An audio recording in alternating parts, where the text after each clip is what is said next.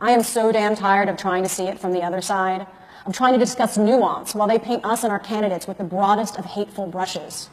I'm tired of pretending like it's somehow reasonable to teach creationism in public schools with my tax dollars, while you tell me that two same-sex people who love each other getting married somehow threatens your marriage.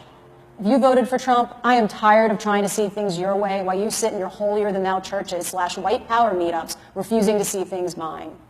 Did I just lump you in with white supremacists? No, you did that to yourselves.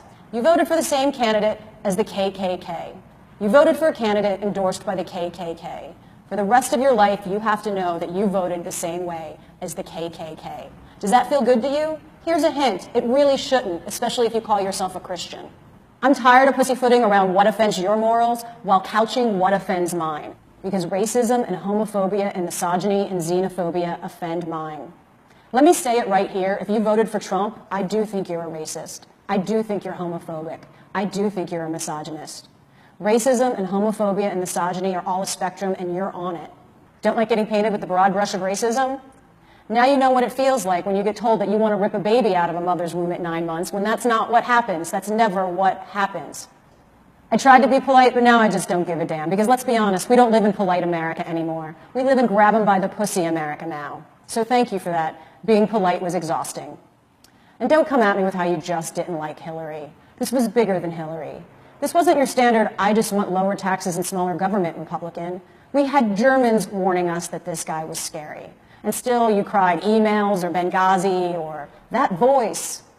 And still there's been mountains of evidence proving that nothing that you think Hillary did was that big of a deal or even true.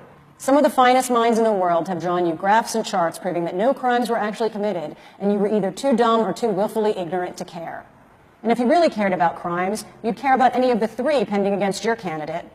Take your pick. I'd start with the rape of the 13-year-old girl, but if you voted for Trump, you probably don't care much what happens to women. Doesn't matter anyway. She received so many death threats from your political peers that she dropped the charges. But ask me again why more women don't come forward. And speaking of smaller government and lower taxes, enjoy not getting mine. If Trump actually does what he says he's going to do, then your petty backward state and your small angry towns can pay for your own schools to not educate your children. I live in California, the largest economy in the United States and the 6th largest in the world. We'll be fine. But have fun affording all those children your health insurance won't pay for your birth control to prevent. I'm just kidding. You're not going to have insurance. Won't that be just great again? The truth is that for those of us on this side, there is no when all this is over. Things are just getting started. We think last Wednesday was bad. We don't know what bad is yet. This isn't something you get over. This is something you endure. We are going to face attacks on every right we fought the last 60 years to gain. The deck is so stacked against us, we may not win. The best we can hope for is gridlock. And that's just nationally. Internationally, who the fuck knows what this lunatic is going to do?